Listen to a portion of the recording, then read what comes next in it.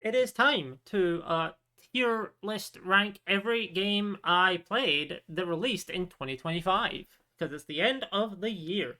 So yeah, for those who may or may not be curious, the tiers are basically just like the order the games will go in. So this would be like 16 through 18 is games like my 18th or I guess my least favorite to my third least favorite and so on. And they will be ordered. So it'll be like the worst one or my least favorite first and then second least favorite second and so on all the way up to the top. So yeah, it'll make more sense once we get into it. I'm bad at explaining things, but yeah, let's put the music on and get going. Uh yeah, I'll turn it down a little bit. There'll be more talking here. But yeah, okay. My least favorite game of the year.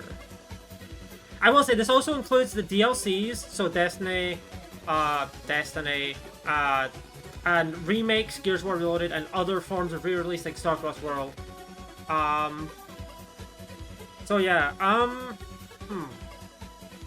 think out of all of them, I think the one that was just kind of probably the one at the bottom.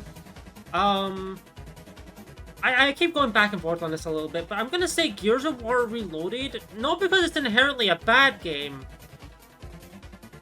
but honestly, it's just a case of I don't think anybody really asked for another Gears of War 1 remake.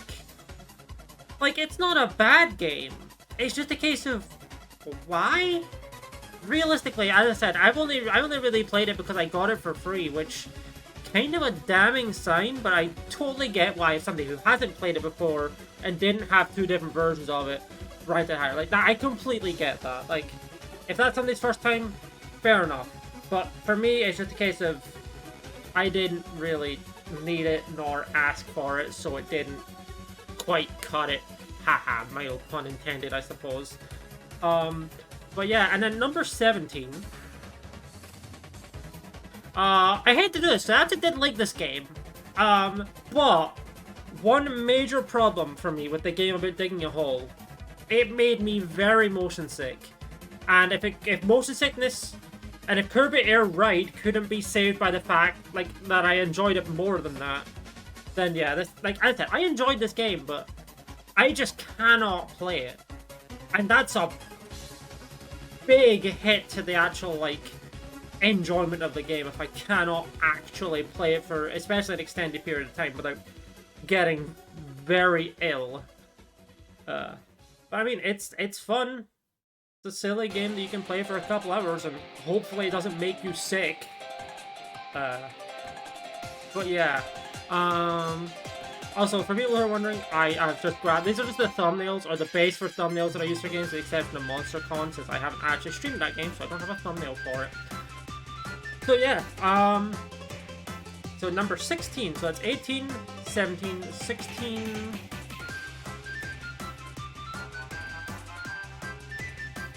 I think just because of what happened with the rest of things with it, I think it has to be Destiny 2, The Edge of Fate here.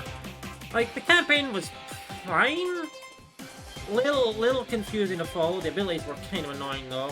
But the fact that it came with a bunch of changes to the game, which led to multiple people I know to just kind of fall out of the game, myself included, by the way. I think it has to be down here. May actually be number 17, depending on how I feel. Actually, I think because of that, with me falling out of the game, I think I'll put it as 17. Yeah, like. And yeah, the game of Digging a Hole, I said that loses a lot of points just motion sickness, but I did have fun with the game. If it wasn't for the motion sickness part, it would definitely be like at least a tier up. But yeah. And yeah, hey, we're in the second set of tiers now. And man, it's a bad year for DLC and remakes and re-releases because I think I do gotta put Renegades here because it certainly was. It certainly was a DLC. it was like an action movie DLC, which wasn't like it was fun to play, but that's because Destiny's generally fun to play, except for that one exotic mission. Fuck that one exotic mission.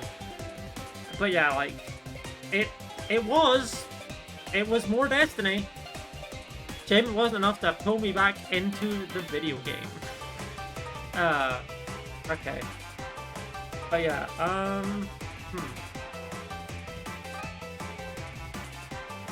This next one's gonna be kind of tough, actually. What do I want to put next? It might, actually. I think it might be the twofer, come to think about it. And for people who wonder what that means, I think that means it has to be the two games that suffer from the same problem to me. To me specifically. And that would be Repo and Clover Pit. I'll have to figure out what order these two go in. However, like, these two games are fun. I will not deny that. However, to me, both of them also have the same issue of being just too similar to to similar games and not quite grabbing me in the same way those original games did. So for Clover Pit, that would be Balatro. I've talked about this one kind of at length. And for Repo, it would be Lethal Company. Like, they kind of suffer from just the same broad issue in that regard. Like, there's definitely plenty of fun to be had with both of them. Don't get me wrong. I just feel like at least for Repo, I have to put a lot more energy into playing Repo than I do, like, Lethal Company, in my opinion. Like, again, these games are good. I can enjoy them in the right time, but it's just something about them. I think I'd rather be playing the first versions of games. Like, I said, I know Lethal Company and Repo are not quite the same, but it's that kind of thing. I think whenever I play Repo, it's like I kind of feel like I'd rather be playing Lethal Company, and with Clover Pit, it's the same thing. However, I think Repo gets the edge because I do at least get to play that with friends. Clover Pit, I'm going to be honest, I have not went back to since the stream where I played it. Which, yeah. But, I mean, it doesn't suffer from any of, like, the glaring issues that I think any of these other four do. It's just a case of very specific to me problem. A very specific to me problem, which is, yeah, I think that's fair. Okay. So 10 through 12. What do I want to put next?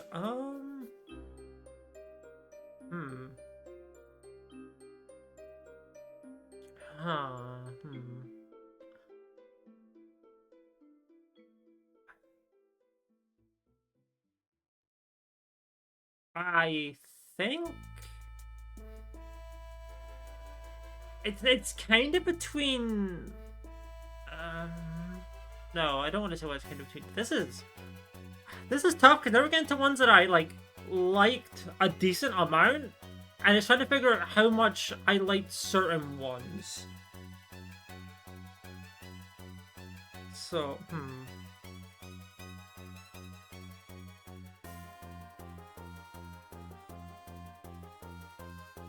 I think I want to do... This one's going to be kind of heresy to some people. I think Bonanza's next. Not for any fault of Bonanza. Like, that game was fun.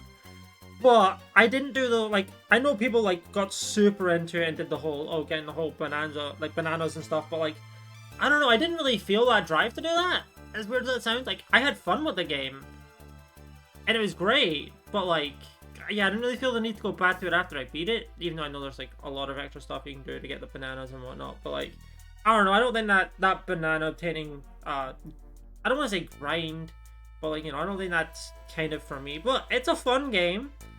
As I never into the games I did like that don't have a severe glaring flaw, I suppose. Then, well, I mean, I say that. I say games with a severe flaw. Actually, yeah, I think actually, yeah, Bonanza's probably above Monster Hunter Wilds. I enjoy my time in Monster Hunter Wilds, but man, I wish it ran better. I know they're gonna make it run better. I know they're working on it, but the game's been out for almost a year. Yes, I think Bonanza is above Monster Hunter Wilds. I know I said I would do this in order, but I'm kind of rethinking. Some of these are close together, so it's they can go back and forth depending on how I'm feeling at the time. But yeah, yeah, that's valid. It's really fun. But yeah, it definitely is a not optimized game on a good day. Yeah, there's a reason that, like, at one point I think I uninstalled it to do something, but then I just never reinstalled it, and I haven't gone back to it in, like, a few months. Apparently, like, they've been adding a ton of stuff to the game. But I'm just waiting for it to run better. Maybe by the time it runs better, there'll be enough added additions to be like, oh, hey, there's actually a lot of things to do here now. Like, to go back to, I should say. But yeah, And I think the next one... Okay, I think the next game on this list will suffer from the fact that I just haven't played it a lot. And that's MonsterCon. Like, the game's very funny. I just need to play it more. Like, this is only down here as a victim of I just haven't played it that much. It is a very funny, very, as usual, I should probably expect from the series, very quirky, silly game. Also, the only one I haven't streamed. Out of all of these games here, the only one I haven't streamed, which is why the picture there is not the VOD thumbnail or the base of it. But yeah, no, here we are. In the top half of the list now. Yeah, that's it. I just want to play this more. See, this might go higher up, but if I play it more, but at the same time, I'm not going to redo this list afterwards. But with you, yes, that is an option. That is something we can do. Road Trip, though. Yeah, that's fair. I play more Road Trip as well. I play a lot of 1 and 2, and just didn't really play a lot of Road Trip or Con, but I want to. It's just something to get around to in the future, I suppose. But yeah, okay, top half of the list. And I think I'm gonna start off with it's between Mario Kart World and Kabuto Park, because like this game was fun and cute, and it was like definitely didn't overstay its welcome. But I also had fun with it. I think I'll do Kabuto Park next. Yeah, like say like small, fun, cute, doesn't overstay its welcome. It's very like just a nice, enjoyable time. Steam Machines are also easy, but that's kind of irrelevant for how I'm ranking a game. But yeah, it very much is just a cute little game you can play in like an afternoon, and it's fun. It's nice. It's enjoyable. Okay. And then I think next up is Mario Kart World. Congratulations. Yeah, like I had fun with it. Yeah, like Knockout Tour is really fun, but they like not to parrot what a bunch of other people say, but like the like regular racing, especially between stages, just kind of like the between stages stuff is just kind of whatever. Like the intermission tracks, sure, like they're fun in Knockout Tour, but it's kind of clear they were designed for Knockout Tour and not like racing between them to get to the next track in Grand Prix. But I mean, it's still a fun game, especially like multiplayer with friends and all that stuff. I just haven't played it in a little bit, but it's good. It's a good time. Okay, number 7.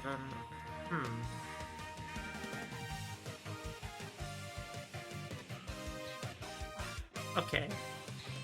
Whichever. Okay, so yeah, I'm between 2 here, I think.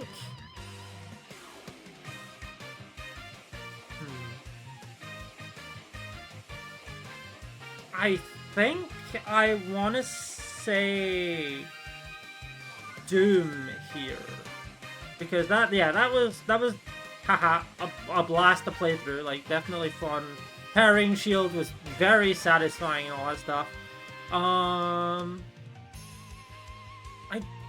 don't know if it quite hits like Doom 2016, but it's definitely a fun time. Yeah, as I said, very, very satisfying to get experience with, I should say.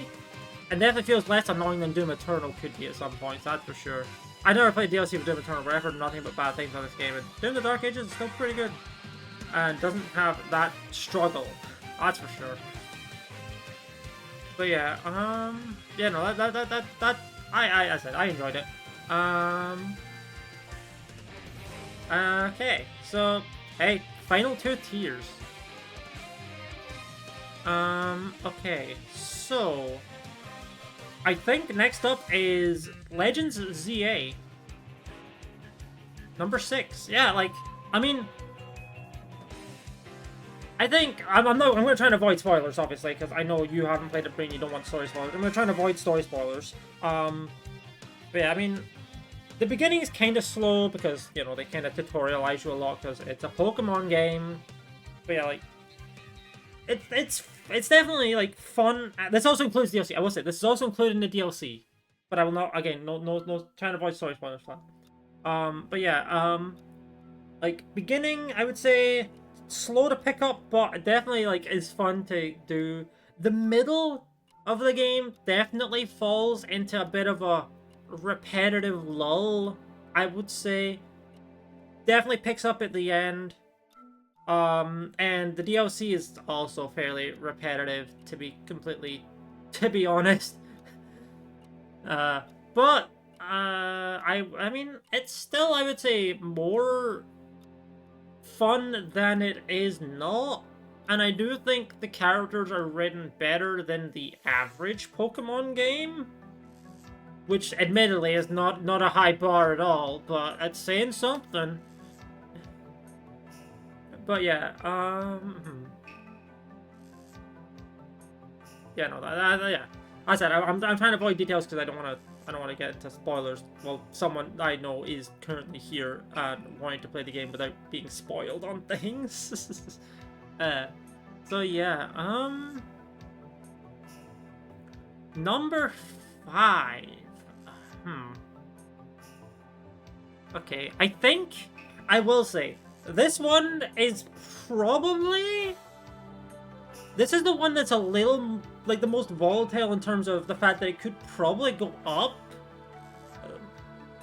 Because it's split fiction, and I literally only beat this yesterday.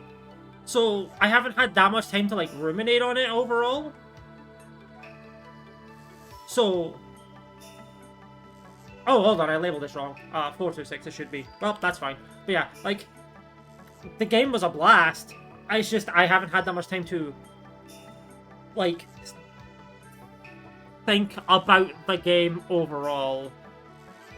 And, like, everything else here has, like, except for the DLC for Legends, everything else has had at least, like, a month for me to think about things. This one's had a day. So yeah, as I said, this one I could definitely see moving up in the long term, but yeah, as it stands, I think it goes here. But it was a lot of fun. It was a very good game, very good game. But like the last level especially is very like, ooh, very like cool to say. But yeah, okay. And now we're on to number 4, which this might seem a little weird, but if I'm rating it specifically, I think it has to be this. Because I'm not rating the full like Switch 2 edition of Forgotten Land. I'm rating specifically the Star-Crossed World content.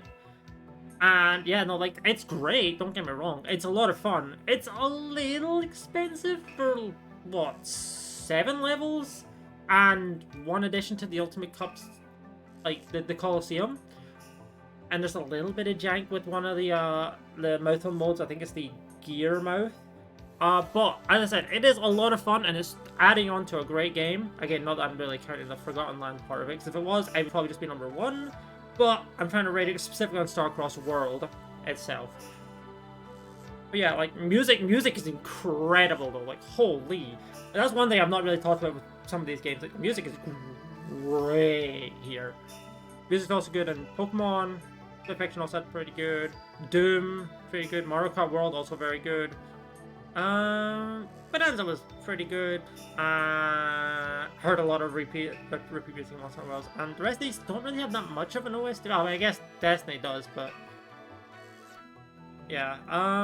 But you know, I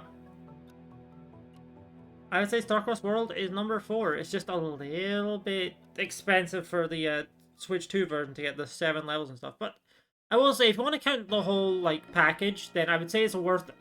Star-Crossed World on its own, I would say, is not the most worth upgrading, if that makes sense. Like it's great, but I don't think it's quite this like a selling point for it. However, if you don't have the Switch 2 version, like if you don't have the game at all, definitely want to get a Switch 2 version because it's probably the best version to get. Because you'll get the upgraded frame rate and stuff. But yeah, no, I mean, it's still a great game though. I know we're in the top 3. This is a tough top 3 though, like shit.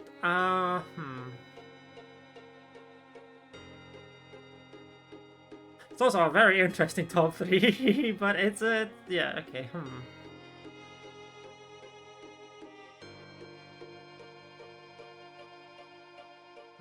I think...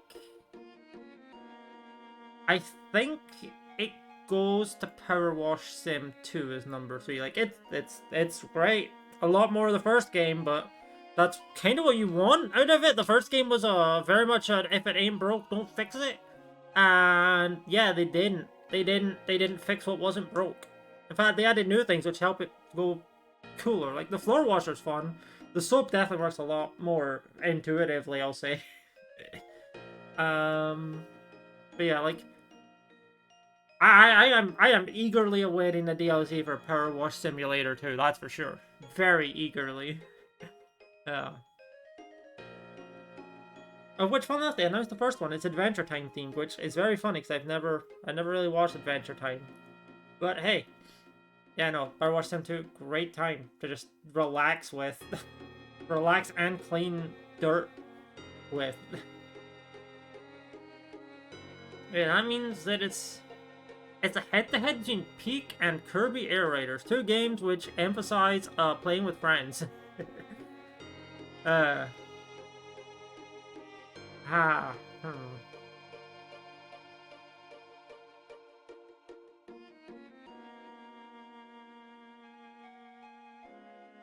I think...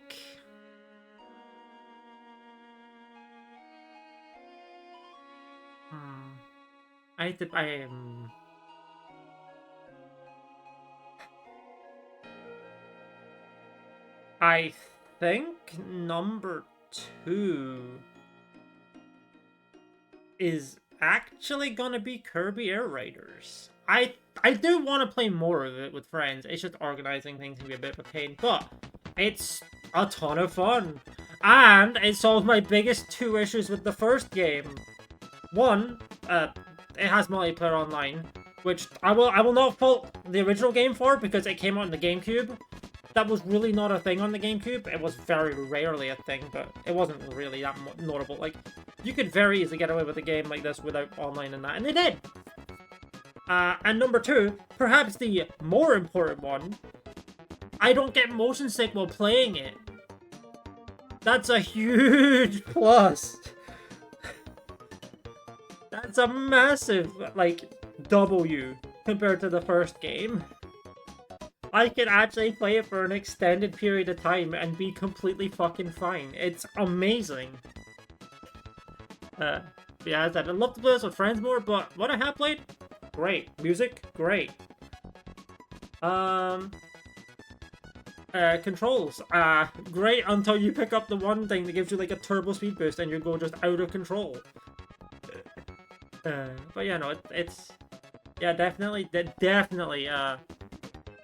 kart racer I prefer over Mario Kart World, that's for sure.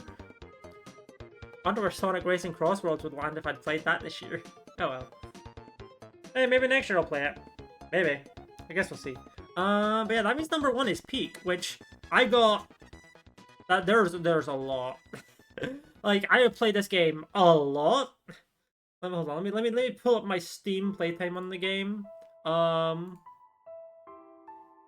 Peak is at 65 hours, and like it's pretty much always been fun, especially with friends. Like, I was worried about this game that I would get motion sick because of like certain things about it, but nope, I'm completely fine with it. But yeah, no, like this game is great. Even solo, it's great. But like with friends, it's super like funky fun, and it differentiates. Like, it's a co-op game, but it's so completely different from most of the other ones out there, like, you know, Lethal Company or Content Warning or Repo, etc. And it's just a blast, especially with friends. But yeah, I think that'll be it then for this. Okay. So yeah, there's our whole list.